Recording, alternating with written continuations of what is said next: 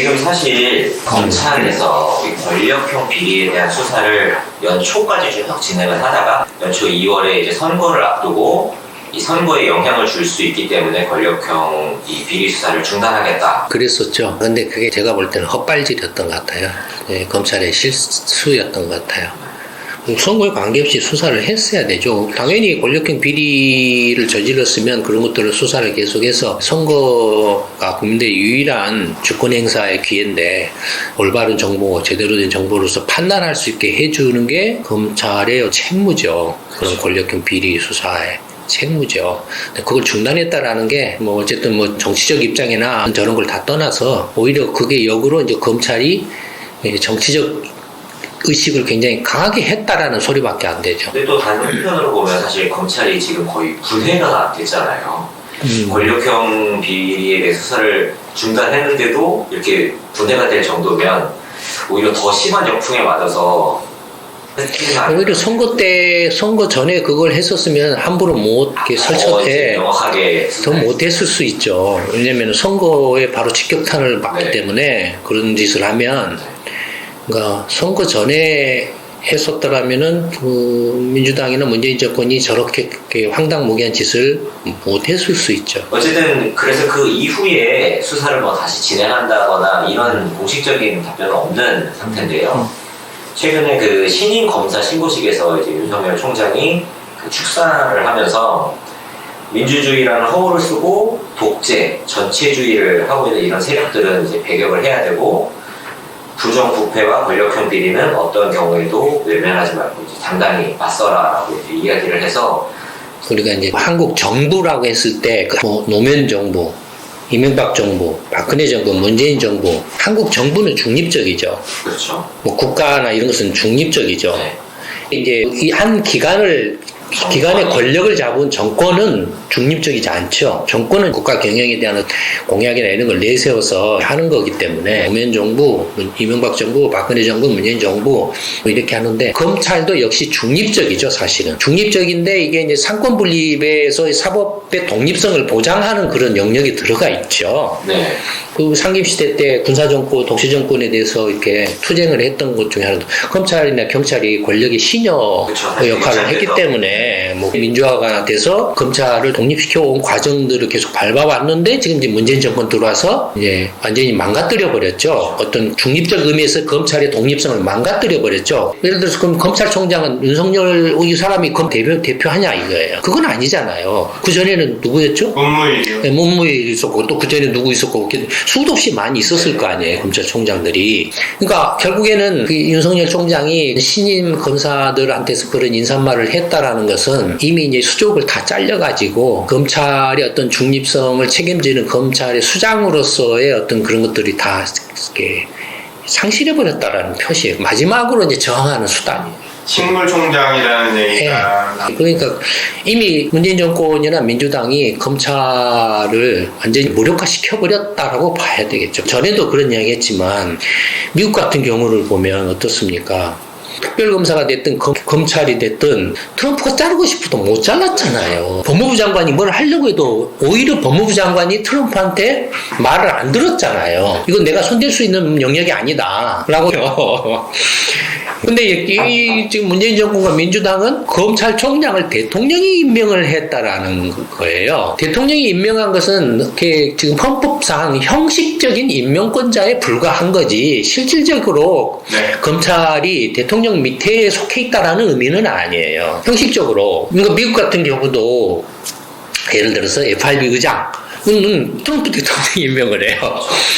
트럼프 대통령이 임명하지만 트럼프 대통령이 FRB 의장한테 뭐라고 찍소리 하냐 이거예요. 떠들어도 다 코웃음 친다 이거. 형식적으로 FRB 의장을 대통령이 형식적인 임명권을 갖고 있지만 추천 후보가 한 두세 명이 이렇게 후보자로 올라오면은 트럼프 대통령이 하나를 찍어가지고 다시 의회 승인을 받아서 임명할 뿐이에요. 그러니까 중앙은행은 독립성을 보장하는 거예요. 마찬가지로 검찰총장도 임명은 대통령이 하죠. 그렇지만 왜 법원과 검찰은 그 사법의 절반을 차지하는 그런 영역이죠. 독립성을 보장을 해야 되는 거죠. 그러니 대통령이 형식적으로 임명했다 검찰청을 따로 법원처럼 정부 조직에서 따로 떼가지고 놓기가 힘든 게 뭐냐면 법원은 재판을 하는 곳이니까 정부 기구에서 기관을 별도 따로 띄어서 놓지만 명백하게 상권 분립이 표시가 나지만 검찰의 가장 큰 임무는 뭐예요?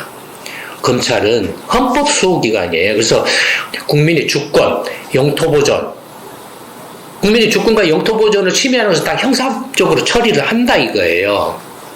국민의 삶의 생활의 안전이나 국민의 어떤 생명과 재산의 안전을 위협하는 것들은 전부 형사법으로 처리를 한다 이거예요. 그런 것을 수호하는 기관이에요. 대통령이 수호하는 게 아니에요. 그렇다 보니 이게 행정하고 뗄 수가 없는 관계에 있다 보니까 어쩔 수 없이 대통령을 대신하는 게 아니라 그러니까 국가를 대신해서 헌법을 대신해서 기소권을 갖는 거예요. 기소권을. 헌법을 대신하는 거예요. 대통령이 임명해 법무부 장관이 네가 뭔 대신 내 똘마니 아니야? 이런 식으로 한다는 게 이게 얼마나 웃긴 이야기. 그게 무슨 이렇게 민주적 통제입니까? 이게 임명을 해놓고 나면은 네. 간섭을 못 해요. 그러니까 예를 들어서 불문율로도 간섭을 하면 안 된다라고 돼 있다 이거예요. 대통령이 임명을 하지만 오히려 간섭을 못하게 하기 위해서 임기 보장뿐만 아니라 임기를 대통령보다도 더 길게 잡아요. 전임 대통령이 임명을 해서 대통령이 바뀌어도 후임 대통령이 이 검찰총장을 교체를 못해요. 다른 나라들 같은 경우는 그런데 한국은 2년밖에 안 되거든요. 네, 그게 이제 독재 정권의 유물이죠. 검찰이 그런 건데 검찰이든지 법원이든지 일단 상권 분립의 입법, 행정, 사법에서 사법 권력을 구성하는 양대 기구죠. 검찰과 법원이. 다만 사법의 수사와 재판이라는 특성상 재판은 행정기구하고 따로 떨어질 수 있는데 이 수사의 경우에는 행정기구하고 떨어지기가 힘든 구조여서 관계여서 그래서 행정기구 안에 넣긴 하지만 그래서 형식적으로 대통령이 검찰총장이나 이런 사람을 임명을 하지만 그렇지만 이건 독립된 걸로 법무부 장관이 마음대로 할 수 있는 밑에 있는 예하기관이 아니라 산하기관이 아니라 독립된 사법기구로서 법원에 쌍대하는 독립된 기구로서 있는 거지 어떤 헌법을 수호하는 그런 사법기구로서 수사권을 가지고 법원과의 쌍대적인 관계를 형성하고 있는 기구인데 대법원장도 형식적으로 대통령이 임명한다 이거예요. 대법원장도 대통령 말 안 들으면 자르냐 이거예요. 지금 그런 말도 한국에서는 일상화됐죠 사실은. 그렇게 생각하면 검찰총장이나 대법원장이랑 같은 맥락이다 이거예요. 형식적으로는 대법원장도 검찰총장도 대통령이 임명하지만 이건 그냥 형식에 불과할 뿐이고 독립기구다라는 거예요. 네. 이걸 대통령한테 형식적으로 임명하게 하는 건 뭐냐면 대통령 선거도 돈 많이 들어가고 번거로운데 대법원장이나 검찰총장도 뽑는데 선거하고 하면은 오히려 이게 더 정치화돼 버려요. 네. 사법 자체가. 그럼 대법원장, 검찰총장 나를 찍어준 사람이 내 편이야. 그렇죠. 내 편은 봐줄 거야. 이렇게 돼버려요. 네. 그러니까 선거를 할 수가 없어요, 사실은. 뭐, 일부 국가에서 검찰총장을 선거를 하네, 어쩌네 하는데, 그건 극히 예외적인 거고, 거의 대부분의 경우에는 형식적인 임명을 하죠. 네. 형식적인 임명을 하되, 그래서 이제 독립성을 보장하기 위해서 대통령이 됐든 총리가 됐든 간섭을 못하도록 임기를 확 늘려놓는다든지, 아니면은, 종신직으로. 예, 종신직으로 한다든지, 임기 보장을 한다든지, 신분 보장을 한다든지, 그 다음에 형식적으로는 이걸 사법을 법무부에다 붙여놓을 수밖에 없잖아요. 법에 관한 거니까. 법무부에 붙여주지만 대통령이든 법무부 장관이든 손을 못 대게 성문법적으로나 불문법적으로나 손을 못 대게 한다 이거예요. 그러니까 트럼프가 그 검찰 뜻으로 펴려고 해도 자기 막 뒷조사하고 러시아 게이트 조사하고 하는데 그걸 막고 하려고 해도 못한다 이거예요. 그 미국 법무부 장관 세션이라는 사람도 트럼프 지지한다고 하고 법무부 장관 시켜줬더니 트럼프 수사한다니까. 그래서 트럼프가 야 너 수사 못하게 쟤들 좀 막어 하니까는 나 못 막어 하고 오히려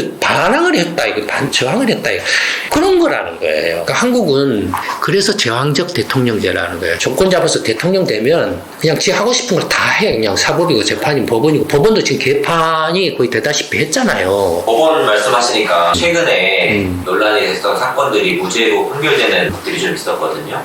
예전에 은수미 씨 같은 경우도 그 당선 무효형을 받았다가 대법원에서 다시 이제 무죄를 받았고 파기환송. 파기환송. 또 이재명 씨 같은 경우도 이번에 대법에서 무죄 판결 받아서 이제 경기도지사를 계속 할 수 있게 됐고 1심하고 2심까지는 다 유죄라고 이렇게 때렸는데 대법 가면 전부 이게 그러니까 대법이 이제 문재인 정권한테 장악됐다라는 거는 사실은 그런 거예요. 간단해요. 대통령이 법원을 장악하는 것은 법원장을 쥐면 돼요. 법원장을 이렇게 틀어 잡으면 돼요. 이번 그 검찰의 경우는 특이해요. 검찰총장을 시켰는데도 검찰 장악이 지금 안 되고 있는 거잖아요. 검찰 자체가 집단 반발을 하고 있는 거죠. 물론 이게 한국의 법원이나 검찰이 문제가 없다라고 이야기하는 거 아니에요. 그 이야기하고 지금의 문재인 정권이나 민주당의 그 작태하고는 별개의 이야기. 물론 이제 민주당이나 문재인 정권이 검찰이나 어떤 법원의 문제들을 이렇게 들고 나와서 이렇게 공격을 해대고 있지만 그걸 명분 삼아서 공격을 해대고 있지만 이미 명분을 잃은 자기들이 범죄 당사자로서 지금 지목을 당하고 있기 때문에 그런 식으로 이렇게 공격할 어떤 근거도 없는 거죠. 어쨌든 지금 이제 검찰뿐만 아니라 법원도 이제 대법원도 다 장악돼서 열심히 지법이나 고법에서 유죄 때려서 올려보내도 대법 가면 전부 빠꾸 당하는 거네. 어쨌든 간에 이제 문재인 정권이나 민주당이 정권을 잡고 있는 상황이니까 이 바쁘게 떠들어 봐야 뭐 어쩔 수가 없죠. 처음에 말했던 것처럼 이제 시장 경제와 민주주의 이렇게 같이 돌아가는 건데 이미 이제 오래 전부터 계속 문제가 가장 심각하고 큰 것은 시장 경제 문제, 먹고 사는 문제죠. 코로나19 때문에 이제 난리가 나 있잖아요. 먹고 사는 문제에 대해서 이제 판이 되고 있잖아요. 아직까지도 사람들이 이제 버틸만 하니까 이런 작태들을 못 본 척 아니면 눈 감아준 척 아니면 거기에 편성해서 한몫 챙기려고 아니면 우리 편 내 편 해가지고 엉망진창의 일이 벌어지고 있지만 그래도 부동산이 뭐네 하고 빚을 막 쏟아부어서 이제 빚폭탄이 막 발생하니까 문재인 정권도 이제 이렇게 그래가지고 겁나가지고 이게 빚 때문에 또 망가져버리면 어떻게 하나 해서 이제 세금 폭탄부터 때려야 되는데 세금을 때릴 데가 어디가 있어요? 지금 일해서 돈 벌 데가 어디가 있어요? 안 그래도 지금 이렇게 일해서 돈 버는데 때릴 만큼 다 때려갖고 지금 다들 이렇게 열받아갖고 있는데 그러니까 이제 때릴 데가 없잖아요. 그러니까 이제 부동산을 때리는 거죠. 주식이나 부동산 주식 때리려고 하니까 이제 난리가 난 거예요. 지금. 부동산 때리려고 하니까 이제 자업자득 하는 거예요. 부동산 투기하고 뭐하고 하는데 지들이거든 또. 부동산 때리려고 지들이 또 반발해. 완전히 그냥 개판이 되는 거야, 지금. 이쪽 민주주의 영역도 개판이 되고, 경제 쪽도 개판이 되고, 근데 이제 경제 쪽에서 개판이 되는 것은 없는 사람은 사실 말 못해요. 쪽팔려서. 네. 사실 나 못 살겠어 죽겠어. 자기가 민주주의 영역에서는 내가 정의 투사야 뭐야 하라고 막 떠들어 제끼다가 경제 영역에서 이제 뭐 아무것도 없어가지고 빈털터리가지고 개털이어서 없어가지고 내가 너무 이렇게 개털이어서 살기 힘들어 못 살겠어 말을 못해요. 경제 문제보다도, 그러니까 근데 성질 나는 걸 이제 그 민주주의 영역으로 가서 이제 쏟아붓는 거예요. 경제에 대해서는 또 왜 내가 이렇게 힘든지를 잘 몰라요. 모르다 보니 다들 어떻게 하죠, 여기서는? 각자도생. 뭐 문재인이고 뭐고 관계없어. 민주당이고 뭐 통합당이고 관계없어. 수단과 방법을 가리자면 일단 나부터 먹고 살아야 돼. 여기서는 뭐라고 말 안 해요. 말해봐야 터리들이 나서서 막 이렇게 말도 안 되는 소리로 떠들긴 하지만, 그러니까 이쪽에서는 떠들 만한 형편도 못 되고 또 아는 것도 별로 없고 하니까 상대적으로 이쪽 민주주의 영역이 더 시끄러운 거야. 그리고 이게 딱 보면은 적이 분명해. 그렇죠. 적이 분명해. 경제 영역에서는 아이씨 내가 왜 이렇게 힘들어 왜 적이 오히려 내가 돼. 네가 못나서 그런 거지. 네가 자식아 이렇게 능력이 없어가지고 먹고 살기 힘든 거 네 탓이지 왜 누구 탓을 해 이렇게 돼버린다. 이쪽은 잘 모르니까 내가 뭐 떠들기도 힘들어. 대신에 부동산같이 내 밥그릇이고 이게 내 유일한 재산인데 그래서 각자 도생해서 내가 수단과 방법을 가리지 않고 내 살 길을 만들려고 해서 무슨 갭투기를 하든 뭘 하든 해서 이렇게 가지고 있는 건데 여기다가 세금을 확 때려. 그럼 어떻게 될 것 같아요? 내가 민주당 지지하고 뭐 관계없어. 저놈 내가 지금까지 정면으로 지지해주고 했는데 저놈이 나를 때려? 내 걸 뺏어가? 이렇게 되는 거예요. 지금 그런 상황이 벌어지고 있지 않나요? 네. 그러니까 무슨 부동산 상법이다 뭐다 하는 것들이 다 속빈 강정이 될 거라. 지금까지 그랬어요. 그러니까 벌써부터 떠들던 놈들이 나오잖아요. 표를 의식하지 않을 수 없으니까 뭐 표뿐만 아니라 지도 거기에 다 묻혀 있겠죠. 걸려 있겠죠. 지가 아니라도 지 가짜 명의든지 누구 명의든 이렇게 해가지고 자식이든 뭐든 누구 명의로 다 있겠죠. 난리 치고 엉망진창이 되다가 그걸로 끝날 거예요. 안타까운 건 이 민주주의 영역이 더 시끄러워요. 이게 이슈가 되고 이게 공격하기도 쉽고 적도 분명하고 서로가 분명하고 근데 실제로는 먹고 사는 문제가 가장 심각하죠. 그래서 다들 뭐라고 말해서 민주주의가 반명해져? 그래서 이렇게 민주당 찍어지고 뭐다 그런 거 아니에요? 야 통합당 민주당 그놈인데 둘 다 똑같고 오히려 지금은 민주당이 더 개판인데 통합당보다 먹고 사는 문제가 더 이제 절박하고 절실한데 어쩔 수 없죠. 지금 이제 자업자득이죠. 너들 그렇게 하면은 경제 망가져 개판이 돼라고 계속 이야기를 해주고 있는데도 개판을 쳐가지고 말 황당한 짓거리들을 해가지고 개판 쳐서 왜 내가 피해를 봐야 되냐? 왜 내 자식이 피해를 봐야 되냐? 왜 피해를 봐야 되죠? 지들 개판 친 놈들끼리만 가서 하고 딱 피해도 걔네들끼리 보면 그만일 텐데 민주주의하고 시장경제는 다른 점이 그거예요. 시장경제는 개판 치면은 다 뒤집어 쓰게 돼 있어요. 다 뒤집어 써요. 민주주의는 서로 그냥 그 자리 싸움에 불과해요. 호텔 같은 자들이 계속 대통령, 국회의원하고 못하고 개판 치고 있으니 어처구니가 없잖아요. 그래서 이제 능력 있고 재주 있는 젊은 사람들을 정치인으로 키워서 지금 갈아치려고 지금 이순신 프로젝트를 하는 거잖아요. 지금 문재인 정권 이제 말기 접어들어서 노무현 정부도 그랬거든요. 물론 노무현 정부는 처음부터 부동산 끝날 때까지 부동산이었죠. 끝날 때까지. 근데 왜 노무현 정부가 부동산에 망가졌을까요? 외환위기 때문에. 외환위기로 인해 가지고 사람들이 다 붕 떠가지고 각자 도생하려고 이제 어떻게 할 방법이 없어요. 뭐 명태다 정리해보다 일자리가 이제 붕 떠버리니까. 그래서 이제 부동산밖에 없어. 라고 하고 이렇게 달라붙었으니 그것만 붙잡고 이제 결사적으로 그걸로서 내가 이게 내 유일한 재산이야 라고 이렇게 하니 거기다가 뭐 특히 때려잡는다고 되는 거 안 되는 엉터리 것들을 막 쏟아붓는다고 한들 그게 유일한 재산이고 그 유일한 밥그릇 있는 거 매달린 사람은 이길 수 있겠나 이거 못 이겨. 지금도 똑같아. 개판이 될 수밖에 없어요 지금. 문재인 정권이 이제 완전히 지금 망가진 상태인데 개판이 돼버린 상태인데 어떻게 보면은 결사로 지금 사법권을 유린을 해가지고 검찰이나 법원을 망가뜨려가지고 자기들의 그 권력형 비리나 부정부패행위나 온갖 못된 짓거리들을 수사를 못하게 틀어막고 있지만 뭐 그게 이렇게 영원할 리도 없고 예.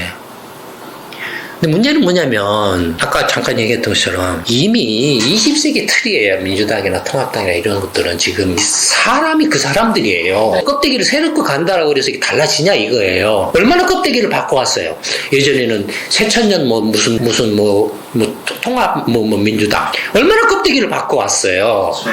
껍데기를 바꿨지만 사람은 내라 그놈이었잖아요. 네.